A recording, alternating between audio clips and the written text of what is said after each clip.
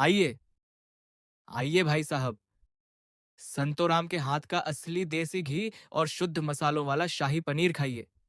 जो एक बार खाए वो बार बार आए। वाह संतो भाई, ऐसा पनीर तो शहर के बड़े बड़े होटलों में भी नहीं मिलता। उंगलियां चाटने पर मजबूर कर दिया तुमने। सड़क के ठीक दूसरी पार एक बड़ी चमचमाती हुई 2 मंजिला बिल्डिंग है जिस पर बोर्ड लगा है कालू राम रेस्टोरेंट। रेस्टोरेंट एकदम खाली है, सारे टेबल सूने पड़े हैं। कालू राम, जिसने महंगे कपड़े पहने हैं और चेहरे पर चालाकी है, अपने रेस्टोरेंट के गेट पर खड़ा है। वह गुस्से में हाथ बांधे संतों के ढाबे पर लगी भीड़ को घूर रहा है। गुस्से के मारे उसकी आंखें लाल हो रही हैं। इस संतों के 2 कौड़ी के ढाबे पर पैर रखने की जगह नहीं है। और मेरे इस आलीशान ऐसी रेस्टोरेंट में सुबह से सिर्फ मक्खियां उड़ रही हैं। इस संतों का कुछ तो इलाज करना ही पड़ेगा। रात का समय है, आसमान में चांद चमक रहा है और सन्नाटा है। संतोराम अपने ढाबे के बाहर एक खटिया पर चादर ओढ़कर गहरी नींद में सो रहा है और खर्राटे ले रहा है। कालू राम काले कपड़े पहनकर, हाथ में एक टॉर्च और थैला लिए चुपके से दबे पांव संतों के किचन में घुसता है। वह फ्रिज खोलकर संतों का ताज़ा नरम पनीर निकालता है और उसकी जगह एक पीला, सूखा और रबर जैसा नकली पनीर रख देता है। हा हा हा, संतों के बच्चे, अब दिखा अपना जादुई स्वाद। कल जब शहर के सबसे बड़े सेठ करोड़ीमल यहाँ आएंगे तो यह प्लास्टिक जैसा पनीर चबाते चबाते उनके दांत टूट जाएंगे। फिर बंद होगा तेरा यह ढाबा। सुबह का वक्त है, सूरज निकल रहा है। एक बड़ी काले रंग की आलीशान कार संतों के ढाबे के आगे आकर रुकती है। कार से भारी भरकम शरीर वाले, सोने की चेन पहने सेठ करोड़ीमल उतरते हैं। उनके पीछे 2 तगड़े बॉडीगार्ड्स खड़े थे। संतोराम भागकर हाथ जोड़ते हुए कार के पास जाता है।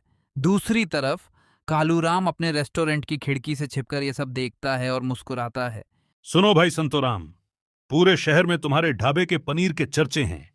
आज हम खुद छकने आए हैं। हमारे लिए सबसे स्पेशल और शाही प्लेट लगाओ। पैसे की चिंता मत करना।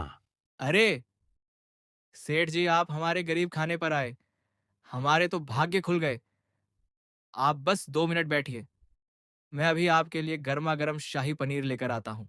किचन के अंदर संतो जैसे ही पनीर को काटता है, पनीर कड़क आवाज के साथ टूट जाता है। संतो चौंक जाता है और समझ जाता है कि किसी ने दुश्मनी में पनीर बदला है।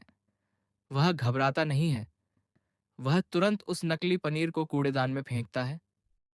फिर वह अपनी गाय का ताज़ा दूध लेता है, उसे फाड़कर तुरंत तवे पर प्याज, टमाटर और हरी मिर्च के साथ स्पेशल मलाई पनीर भुर्जी बना देता है। बाहर टेबल पर संतो सेठ जी के सामने धुएं निकलती हुई भुर्जी परोसता है। सेठ जी चम्मच से पहला निवाला मुंह में डालते हैं।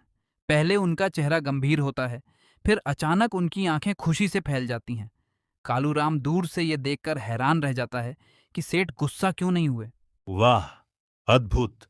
संतोराम, मैंने सोचा था तुम वही पुराना शाही पनीर खिलाओगे, लेकिन तुमने तो ये जादुई मलाई भुर्जी खिलाकर मेरा दिल जीत लिया। ऐसा स्वाद मैंने आज तक नहीं चखा। ये सब तो आपका बड़प्पन है सेठ जी। हम तो बस दिल से खाना बनाते हैं।